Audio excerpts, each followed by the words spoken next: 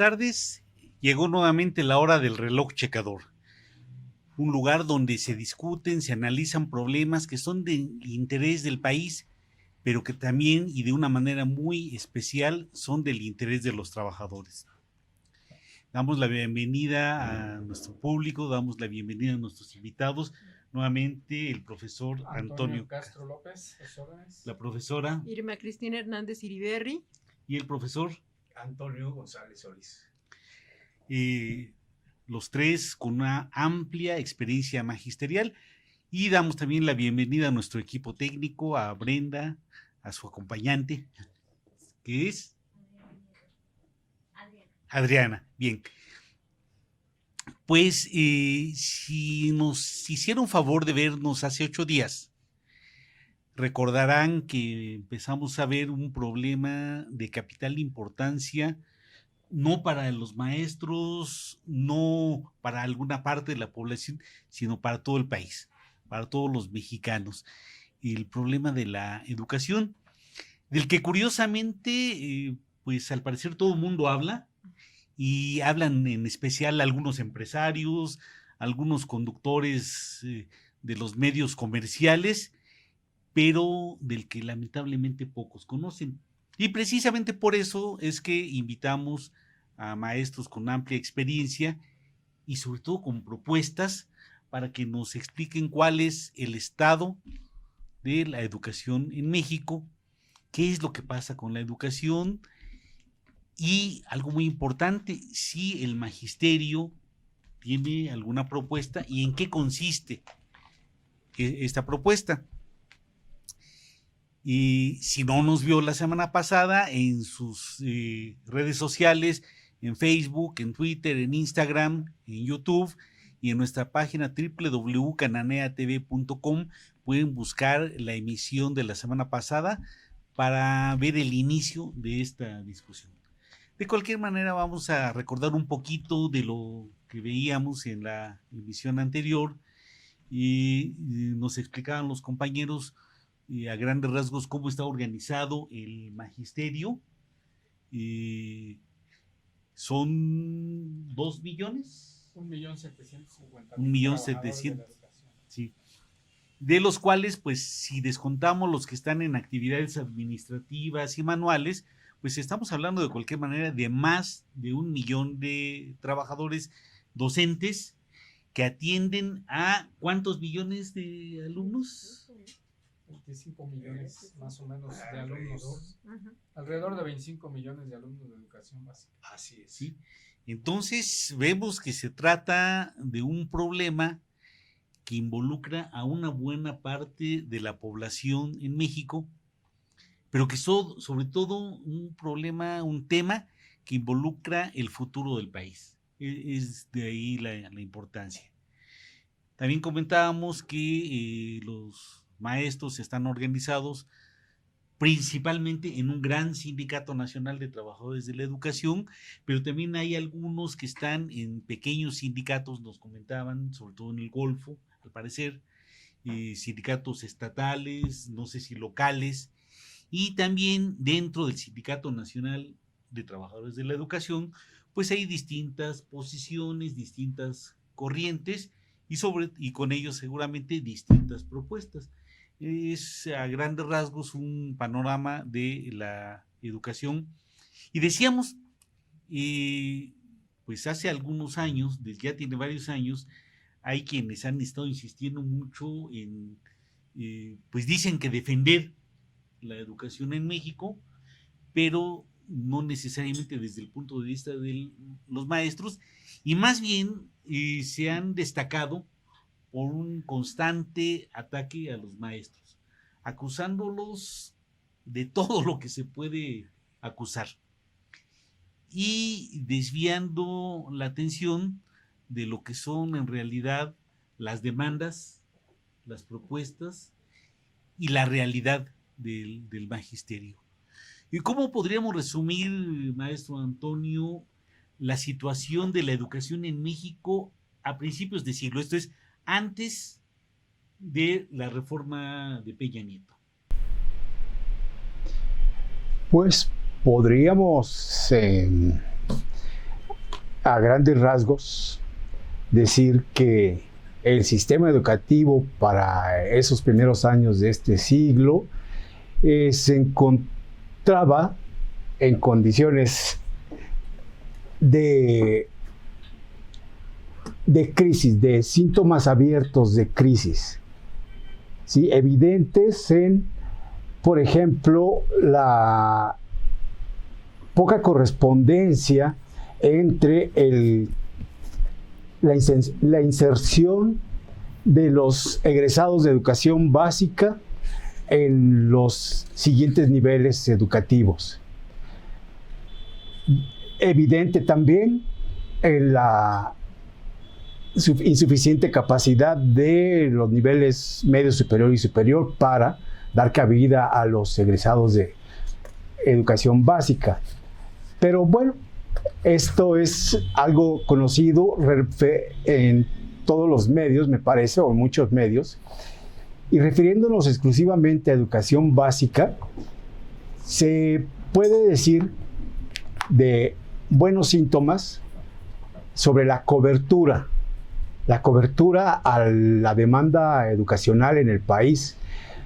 Para educación primaria se ha tenido en cuenta el 98%, alrededor del 98% de la cobertura a la demanda educacional en el país a fines del siglo XX y principios de este siglo. Y bueno, en ese estatus o en esos datos estadísticos nos encontramos. Una cobertura para el nivel de secundaria de alrededor del 78-80%, una diferencia bastante notable en relación a los años 70, 80 aún, y un gran avance en la alfabetización, en el uso de la lengua escrita en la población en general, que igualmente hay quienes muy optimistamente dicen que ya todos en México hablamos, escribimos y leemos, aunque los datos duros no lo confirman. Lo que sí es verdad es que más del 95% de la población nacional hace uso de la lengua escrita. Entonces, el problema en cuanto a la cantidad, diríamos que lo fundamental está cubierto. Y en cuanto a la calidad. Ahí es donde los síntomas de crisis son muy evidentes y bastante preocupantes desde el punto de vista de muchos maestros, sobre todo maestros pronunciados desde hace muchos años por el mejoramiento de la calidad.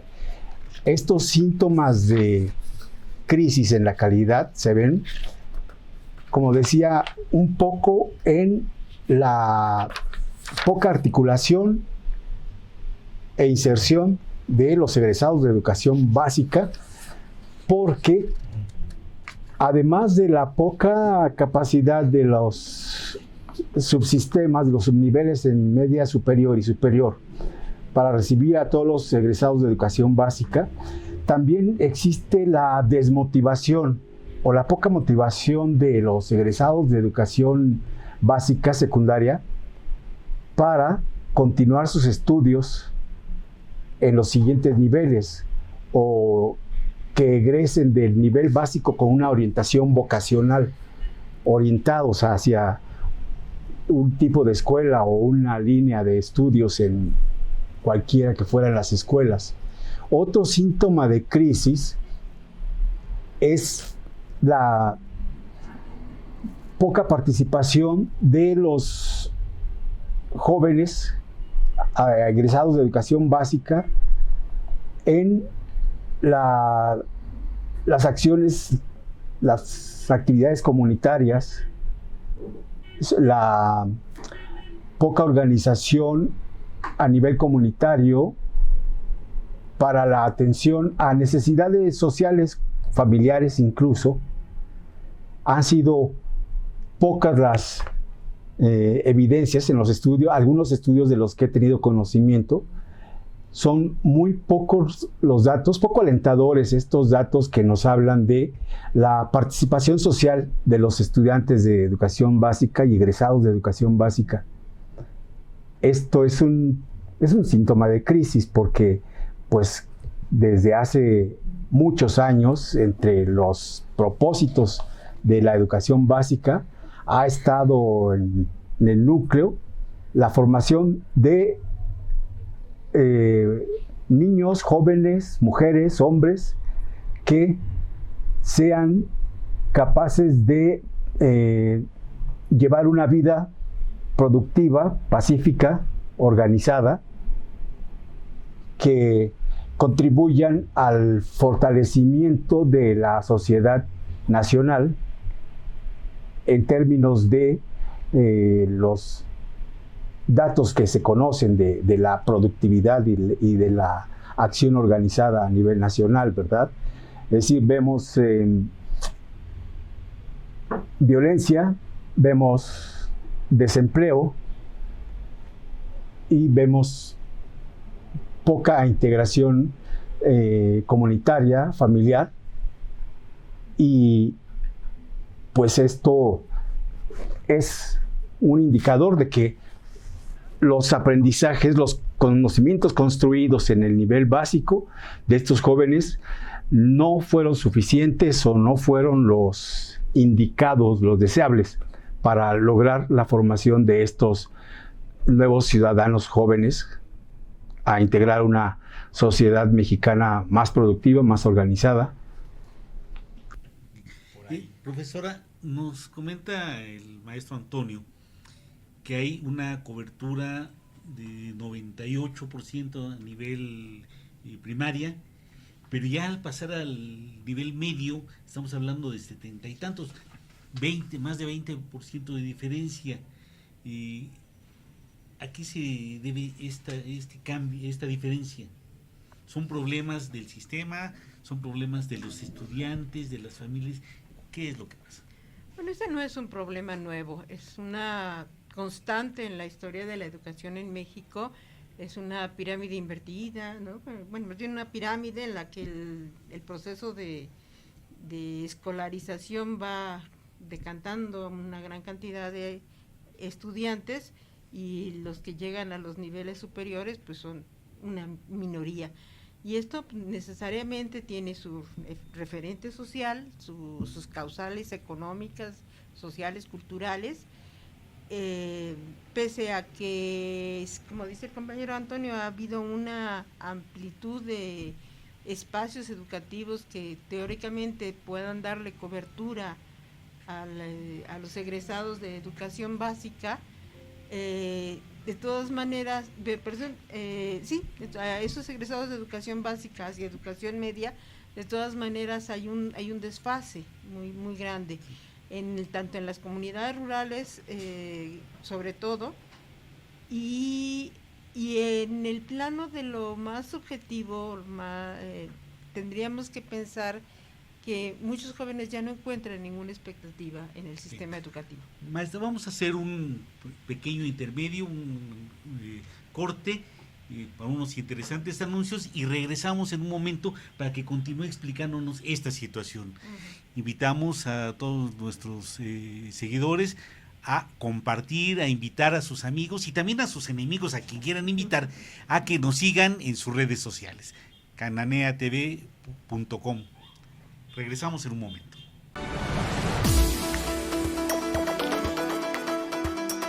¿Qué tal? Soy Jesús Lunarias, abogado laboralista. Tengo 47 años ejerciendo esta labor. Soy asesor de sindicatos y trabajadores. Toda mi vida ha sido en defensa y promoción de los derechos de los trabajadores. E invitamos a través de nuestras redes sociales a todos los que vean o escuchen nuestro programa puedan inscribir sus comentarios, dudas o preguntas. Con todo gusto responderemos a cada una de ellas. En Cananea TV, porque la lucha sigue.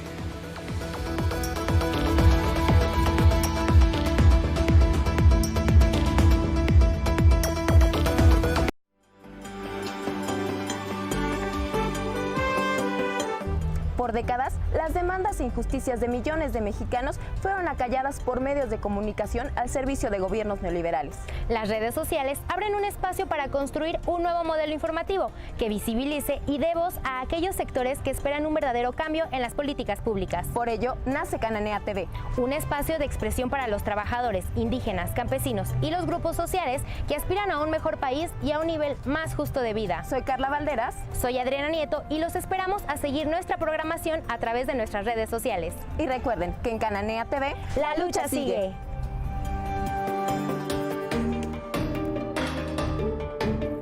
Continuamos, maestra, nos está explicando de esta diferencia en cobertura y de por qué se dan estos cambios. Sí, o sea, hablábamos de lo eminentemente económico-social, que es una gran cantidad de carencias económicas que no permiten que los hijos adolescentes continúen en un estudio de educación media superior. Las opciones escolarizadas o semiescolarizadas o a distancia que pueda haber para la educación media superior tampoco son tan accesibles, sobre todo en comunidades rurales, decíamos. Y además de estos factores económicos o estructurales, está también la cuestión de la expectativa, ¿no? La problemática que se ha venido instalando, como dicen por ahí, en el imaginario de la población, es de un total desaliento.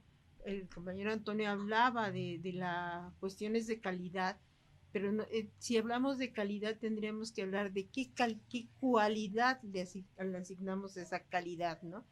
Y a partir de pensar si esa educación de calidad le está dando cualidades que den respuesta a las necesidades existenciales en lo material y en el desarrollo intelectual, emocional y sociocultural de los alumnos, pues estamos viendo que las opciones que existen en educación media no alcanzan a dar esa respuesta, aparte de los otros factores, ¿no?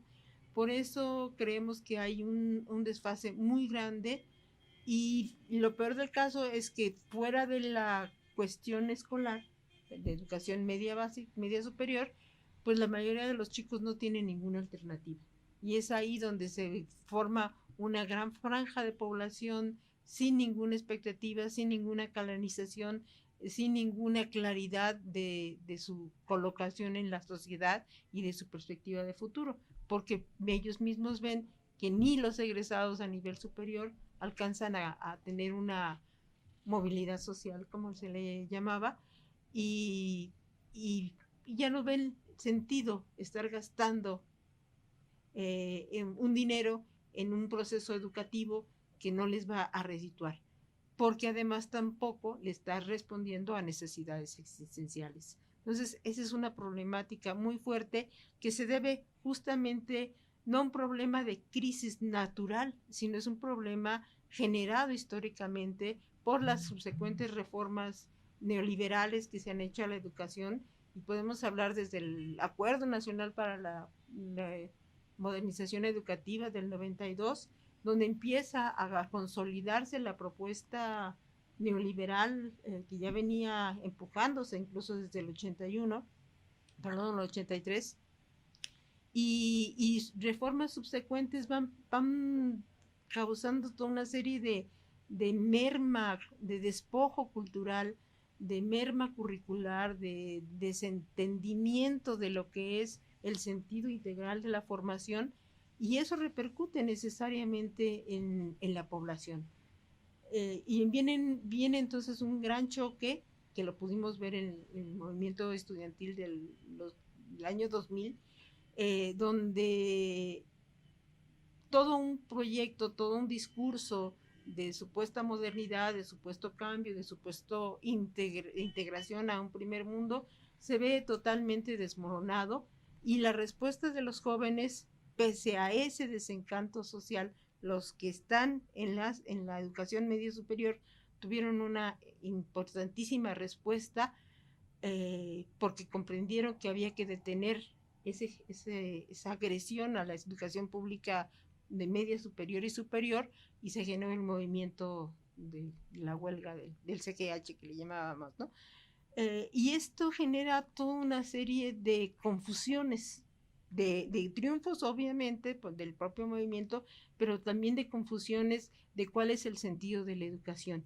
Y el subsecuente devenir de la construcción de una propuesta educativa en educación media superior no ha sido todavía suficientemente esclarecido como para saber qué tipo de respuesta se tiene que dar a esos jóvenes, y entonces el desencanto y la confusión se hace más grande. Las preparatorias que se planteaba desde cuando el licenciado López Obrador era gobernador del, bueno, ¿era gobernador? Gobernador de la Ciudad de México, jefe de gobierno. Creo que dieron una alternativa muy interesante, pero aún así falta un esfuerzo mucho más organizado, mucho más contundente, unificado en la diversidad y diversificado en la unidad para poder dar una respuesta a la necesidad de la formación integral de los jóvenes preparatorianos, bachilleres, ¿no? Bien, pues maestra, ya se adelantó en una pregunta que iba a hacer, y qué bueno.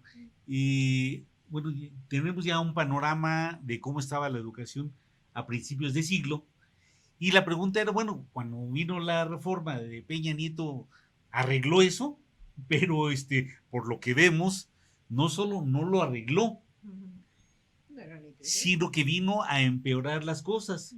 Pero además, algo muy interesante, tal vez no todo nuestro auditorio esté muy al tanto, pero por lo que me dice, no es la reforma de Peña Nieto, sino es un proceso de reformas que viene de más atrás, de 83, de 81.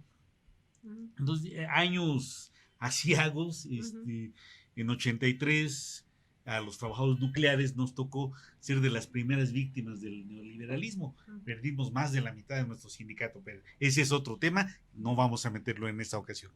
Pero bueno, entonces todo este proceso de reformas no han remediado la situación, sino que la han empeorado. Y nos podrías plantear otro, Toño, ¿en qué consistieron y por qué empeoraron estas reformas la situación? Aclaramos, la idea es que veamos en esta emisión más la propuesta de los maestros, pero para ver de dónde y por qué surge esta propuesta, ¿cuál fue la situación? Bien, yo creo que tenemos que mencionar que cada sistema económico, político y social tiene su propio sistema educativo, su propia manera de formar al ser humano que ellos quieren tener. Y en este caso, el modelo neoliberal que se implanta en México en 1982, pues trata de cambiar la estructura, la columna vertebral del sistema económico, político, lo social, lo educativo, y por eso son las famosas reformas estructurales que cambian de raíz todo el sistema y adaptan el sistema económico de economía mixta a un sistema completamente neoliberal. Y nosotros, lo que mencionan nuestros compañeros, es que primeramente hay una formación de un sujeto en función del capital, lo que se llamó el capital humano, ¿sí? Es decir, ya se adaptaba a la mercancía, a la mercantilización, y nosotros decimos que es la cosificación del ser humano, ¿sí? Entonces, la estrategia que utilizaron fue de realizarlas de manera gradual. Ellos tenían confianza en que se fueran implementando y que las percepciones no se notaran los cambios y fueran avanzando. Ya conocemos los resultados es que hubo un rompimiento del tejido social, hubo una clase dorada que se enriqueció desmesuradamente, y esto brotó, estalló, tuvo un quiebre el 1 de julio de 2018, y a nivel Latinoamérica pues estamos viendo movilizaciones populares en Chile, en Ecuador, producto de unas mismas políticas, ¿sí? Entonces, en México, prácticamente en la cuestión de la educación, está el Acuerdo Nacional de Modernización Educativa en 1992, pero la concepción de las políticas nosotros pensamos que venían ya desde 1970, ¿sí? 1970, la manera de ir pensando cuál sería el rumbo de México. Entonces, estas políticas tienen más de 36 años. Vemos el programa sectorial de educación en el 2007, 2012, el acuerdo por la calidad de la educación en el 2008 y finalmente la reforma de Peña Nieto. Es una secuencia de imposiciones de los grandes consorcios internacionales, Banco Mundial, Fondo Monetario Internacional, y nosotros vemos que la reforma educativa de Peña Nieto ya consolida un desarme cultural de nuestros pueblos. Ellos necesitaban la estandarización del ser humano a nivel internacional. Vemos también la analfabetización de las personas, ¿sí? Que básicamente hay una reducción de los contenidos esenciales en la currícula, en matemáticas, en ciencias, en español. Lo que buscaban era un sujeto que tuviera nada más lo elemental para poder insertarse en el trabajo. Nosotros vemos que se utilizó el esquema del trabajo dual venido de Alemania, ¿sí?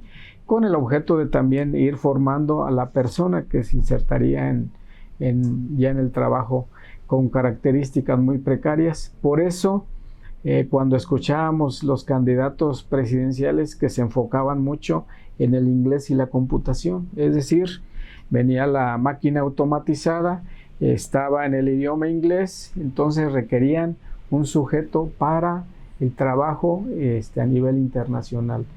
En México, la política fue el crecimiento con la inversión extranjera y finalmente no lo tuvimos. México se convirtió en un país maquilador y ese sujeto que buscaban en las escuelas era el trabajador precarizado en las maquiladoras, ¿sí? Entonces, junto al desarme cultural, la analfabetización, vino también un proceso de destrucción de la educación pública. Cuando se habla ya, viene el esquema nosotros le llamamos el desentendimiento del Estado mexicano en la educación, ¿sí? Entonces, cargan a los padres de familia el mantenimiento de las escuelas, las cuotas escolares, etcétera, y ahí hay una baja también de la inversión y el presupuesto, que siempre estuvo cerca del 3%, ¿sí?, del Producto Interno Bruto, y finalmente se colapsó el sistema educativo durante el periodo neoliberal. Nosotros contabilizamos cerca de 50,000 escuelas que requerían infraestructura emergente en lo inmediato. Bien. Bueno, pues tenemos que irnos a un corte para que conozcan algunas de las otras ofertas que hace Cananea TV en diversos terrenos. Regresamos en un momento. En pos de una nueva realidad nacional, legisladores, líderes sociales, sindicales y campesinos abordarán en el Diván de la Utopía las problemáticas que enfrentan los diversos sectores del país, exponiendo sus propuestas de solución. Soy su amigo León Montesinos y los espero en el Diván de la Utopía, aquí en Cananea TV, porque la lucha sigue.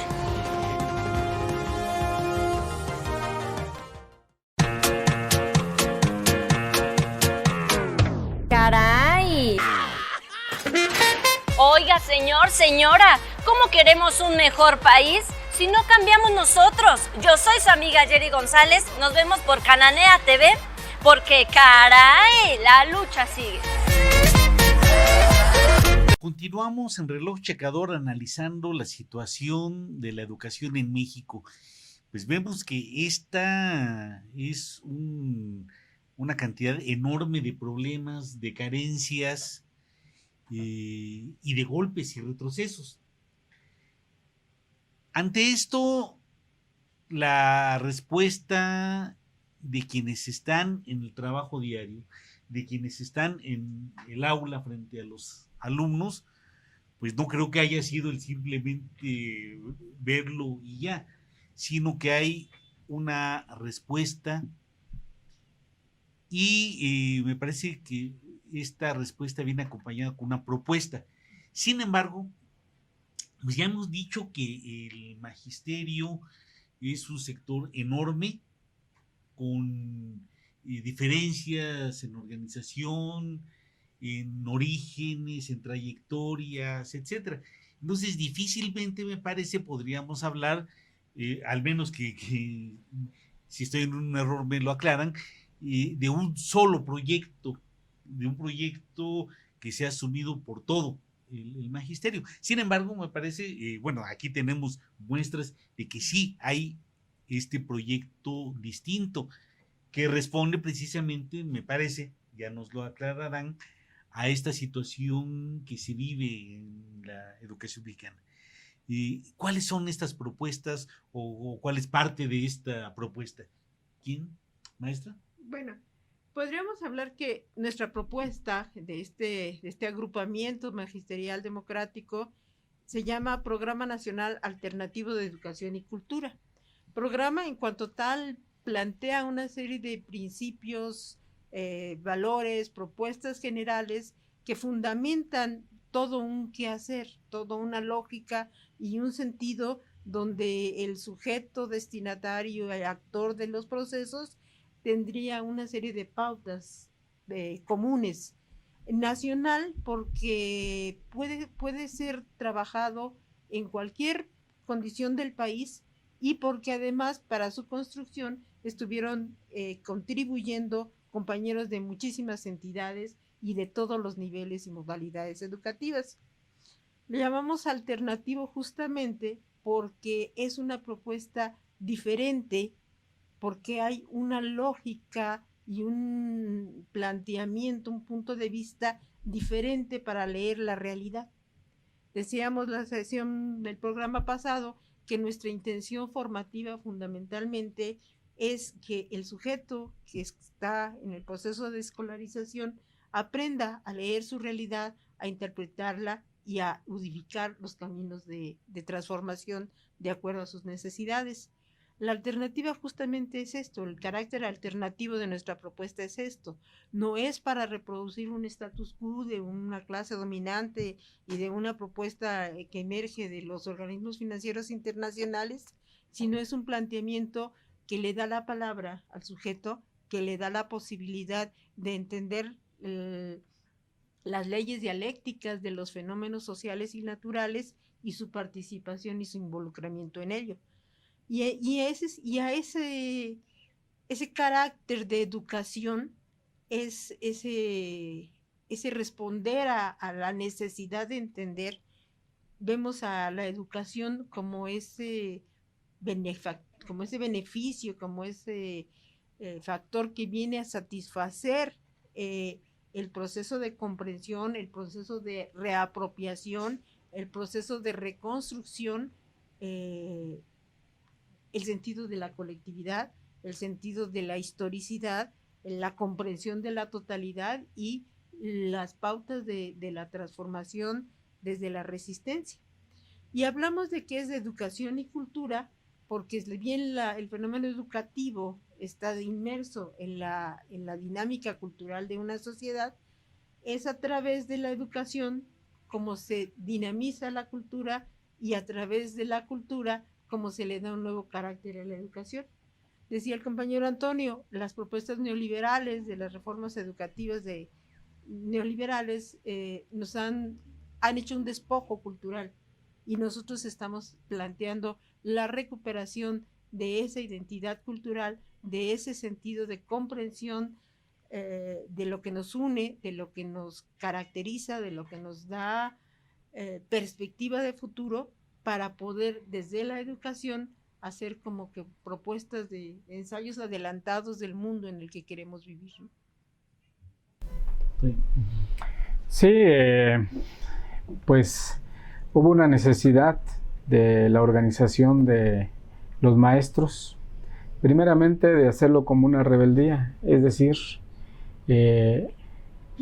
hacemos la lucha también en el aula, no solamente afuera, no solamente en la resistencia contra las políticas neoliberales, sino también haciendo procesos de construcción.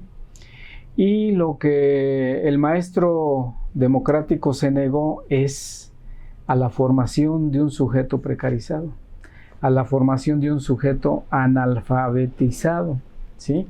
Entonces, de ahí que nuestra propuesta se integra en un proyecto político sindical y se establece como la metodología de este proyecto, la metodología del materialismo dialéctico, que consiste principalmente en, como dice la maestra, en tener una lectura de la realidad objetiva, de los procesos naturales, de los fenómenos y de los procesos sociales. Y que en base al desarrollo del pensamiento que ha tenido la humanidad a través de todo el proceso evolutivo, hacerlo de manera correcta. Y también con el desarrollo del lenguaje poder nombrar toda la inmensidad del universo, de todos sus procesos, y poderlos insertarlos en desarrollos lógicos, en desarrollos de juicios valorativos, para que pueda hacer la transformación de su realidad, ¿sí? Esta es la metodología central que se viene aplicando a las matemáticas, a la cultura, al desarrollo lingüístico integral, al desarrollo neuronal pleno, ¿sí? A lo que es la sociedad, etcétera. A toda nuestra currícula se viene aplicando de manera objetiva, y esto pues lo pudimos ir sistematizando a través de procesos asamblearios de manera colectiva, y pudimos establecer ya un programa más completo, que está en constante transformación, que se está reconociendo tanto a nivel nacional como a nivel internacional, y creo que vamos en muy buen camino. El objetivo es la formación de un nuevo sujeto social con una conciencia de carácter ético, de carácter estético, politécnico, político, social, y que esto se inserta a cada una de las personalidades en su ser, sentir, pensar, decidir, ¿sí? Y esto pues finalmente con un proyecto de nación que tenga los horizontes del país hacia un desarrollo colectivo y en beneficio de todos, pues es la manera en que vemos que ese sujeto tendrá la capacidad de alterar hacia ese horizonte que se busca. Una cosa que seguramente estará en las dudas de nuestro auditorio es, bueno, se tiene un programa, se tiene libros, vemos aquí ya hay resultados. Esto está en un nivel experimental, esto ya se está llevando a la práctica. ¿Cuál es la situación de este programa nacional alternativo?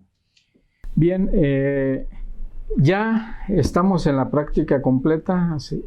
Tenemos aproximadamente 30 años con este proceso.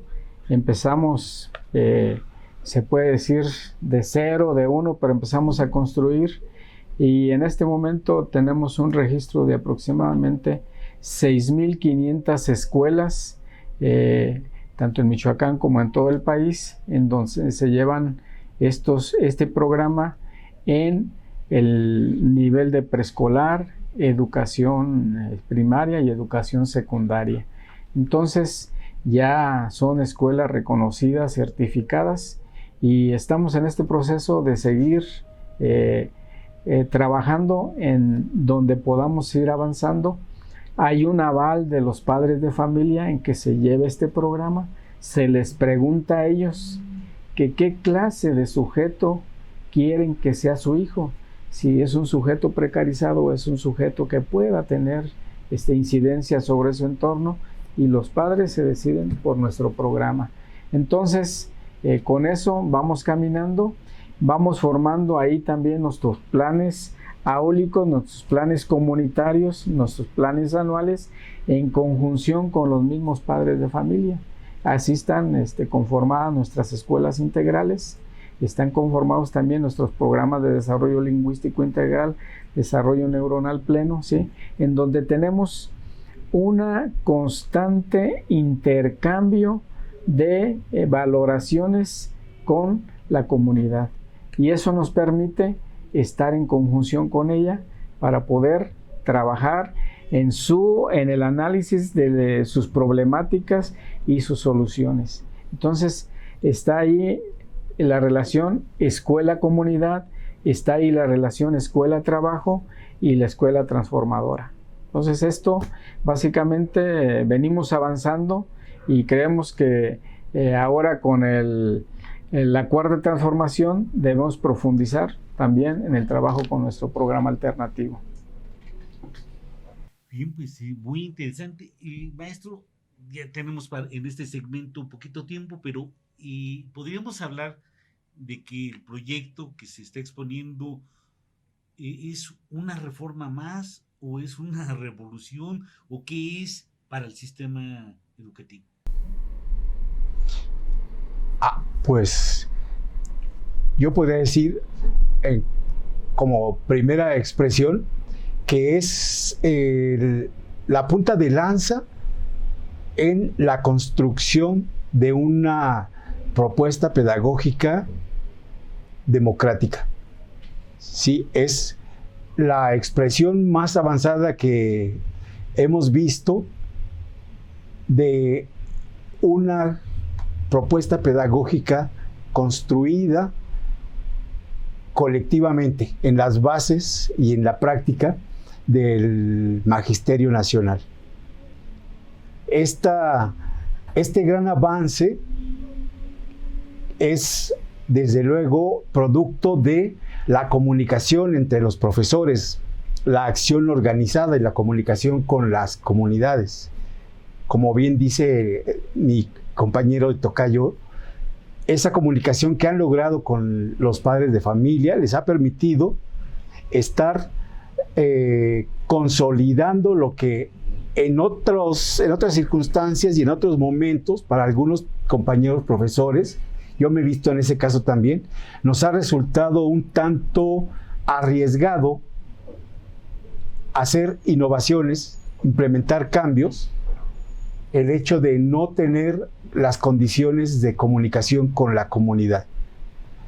Esta presentación y este sustento teórico también, esta descripción de lo que es una alternativa pedagógica, definitivamente no es una reforma más, es mejorando, tratando de mejorar un poco la descripción, es el mayor avance de esta revolución dialéctica del sistema educativo nacional. Bien, pues vamos a un corte, invitando a nuestros auditorio a que nos vean a través de las redes, que compartan desde YouTube, desde Facebook, desde Instagram, desde nuestra página www.cananeatv.com. Regresamos en unos momentos. Hola, soy el gato Vainilla y los espero en Cananea TV, porque ¡miau! Los maullidos y la lucha siguen.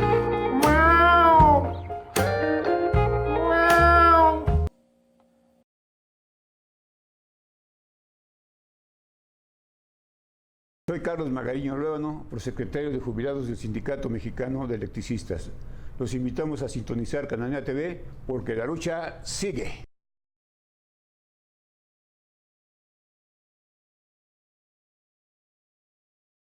Pues nos acercamos lamentablemente al final de esta emisión y nos queda este segmento pues para tratar de ver lo más reciente. En las últimas semanas todos nos hemos enterado de un nuevo proceso de reformas que no sin protestas, no sin debate, sin polémica, se ha dado, sí, de una manera muy diferente a las reformas, a la forma en que se implementaron las reformas anteriores. Esto haría pensar a algunos que o llegaron a quién sabe qué tipo de compromisos, o que está habiendo un proceso de confluencia entre quienes desde hace muchos años han dado la lucha por una mejor educación y el gobierno actual. Pero la pregunta sería en ese momento, esta nueva reforma fue simplemente borrar lo que había hecho Peña Nieto, o fue algo más, y si fue algo más, ¿qué tanto influyó y qué tanto recoge, si es que lo hace, las propuestas del magisterio democrático? Pues yo observo en estos cambios constitucionales, en estas recién pronunciadas leyes secundarias para la educación, que se corrige, se supera en gran medida el discurso populista de las llamadas reformas anteriores.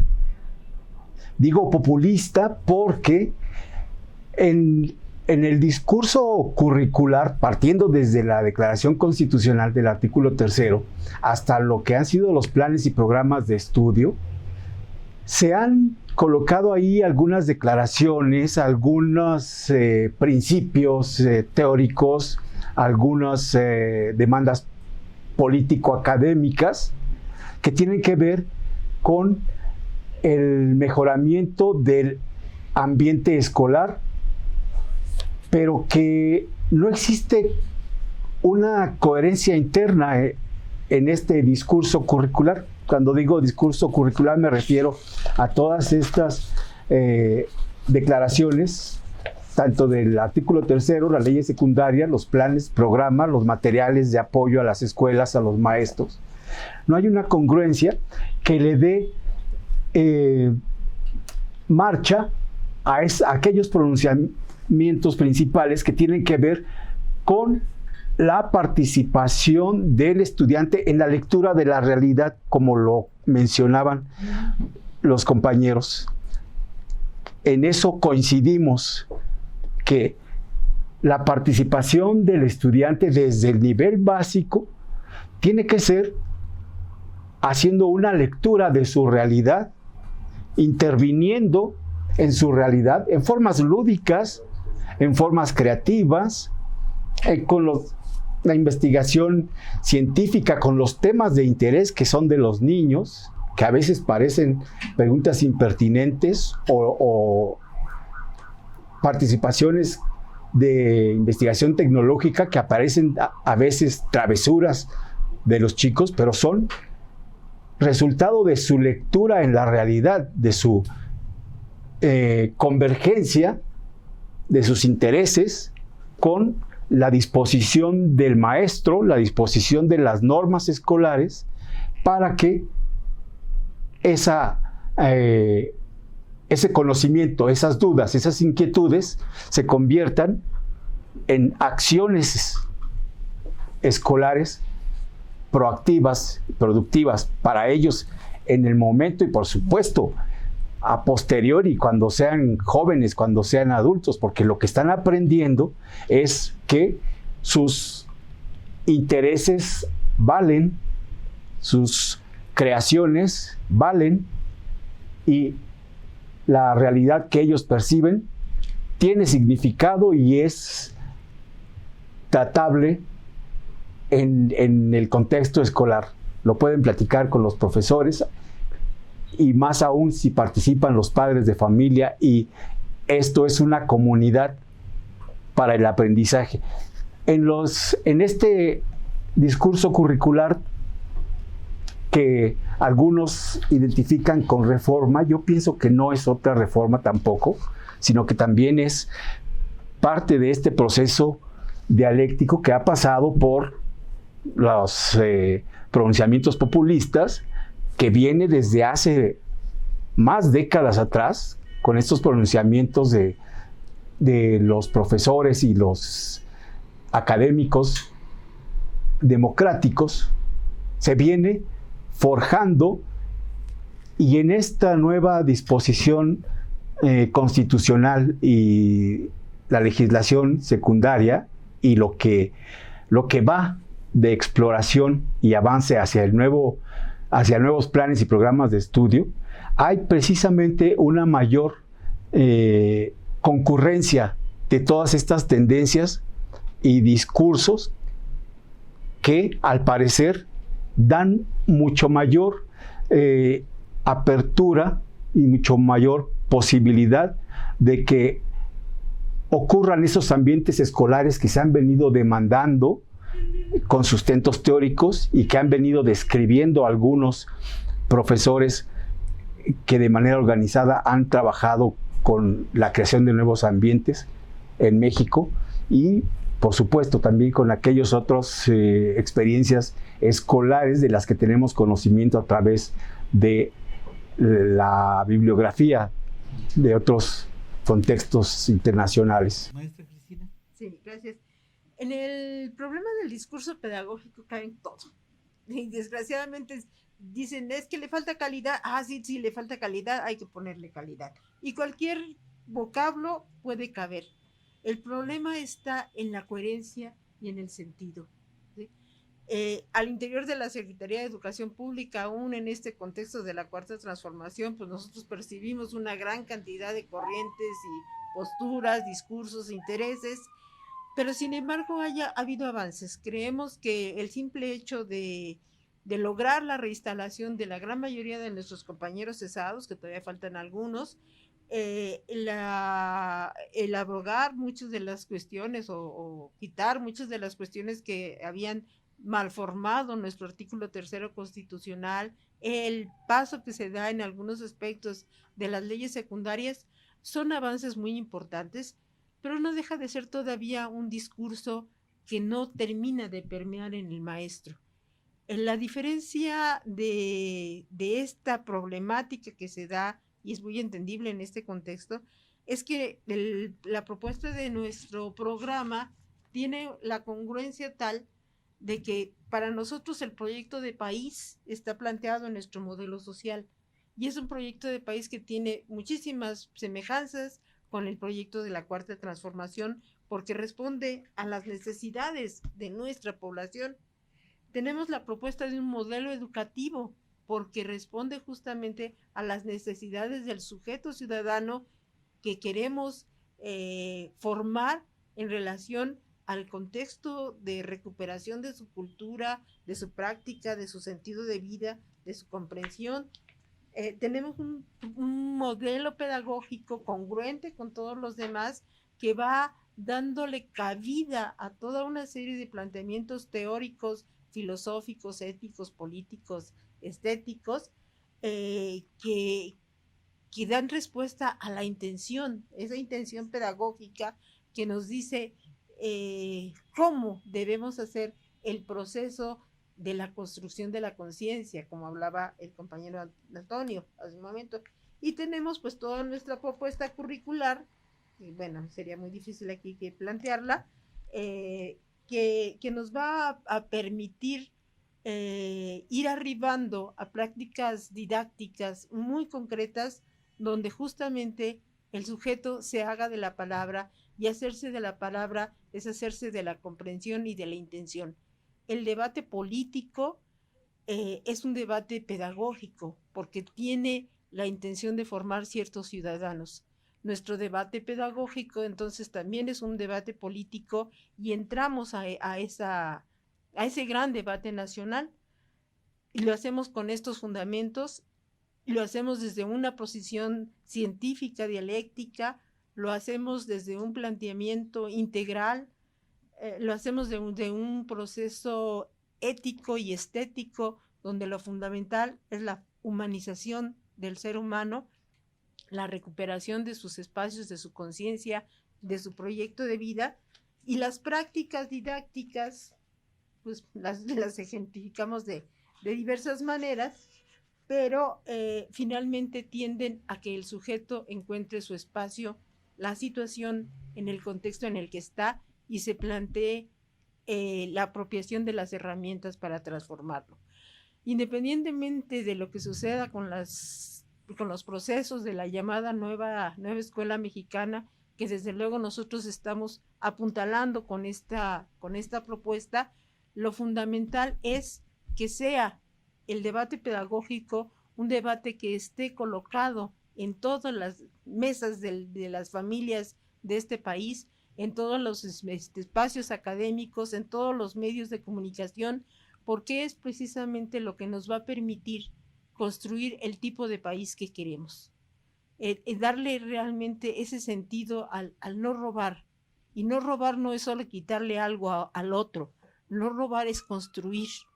El no engañar es respetar. Y el no traicionar es tener claridad hacia dónde se va. Esos principios éticos están planteados en nuestro programa, en la congruencia de nuestras prácticas didácticas muy cotidianas, muy concretas, desde la dinámica de la vida comunitaria, de la vida áulica, en el abordaje de las diferentes asignaturas escolares, y eso permite que nosotros desde esta propuesta, cualquiera que sean los discursos institucionales o las reglamentaciones que se puedan estar dando, independientemente de ellos o a pesar de ellos o para favorecer a ellos, nosotros vamos a estar contribuyendo a este debate pedagógico nacional por el país que queremos.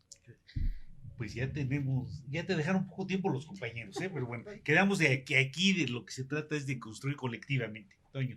Muy bien, habíamos mencionado que la reforma educativa neoliberal prácticamente había roto el tejido social y creemos que la función de la cuarta transformación, la función inmediata, es la reconstrucción del tejido social.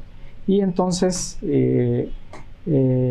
por eso tenemos una asignación de presupuesto hacia los más marginados y entre ellos los indígenas. Y también vemos en este proceso una recuperación no total de los derechos de los trabajadores.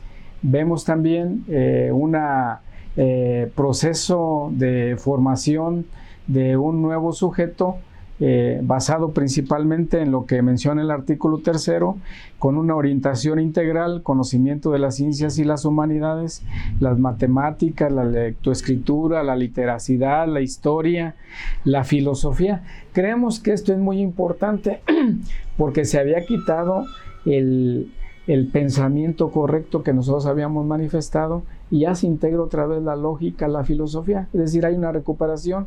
Y en el caso de la recuperación histórica de nuestros pueblos también se le da un énfasis a la multiculturalidad, a la flexibilidad de los contenidos para que también esta parte se pueda incluir con construcciones desde todas nuestras culturas.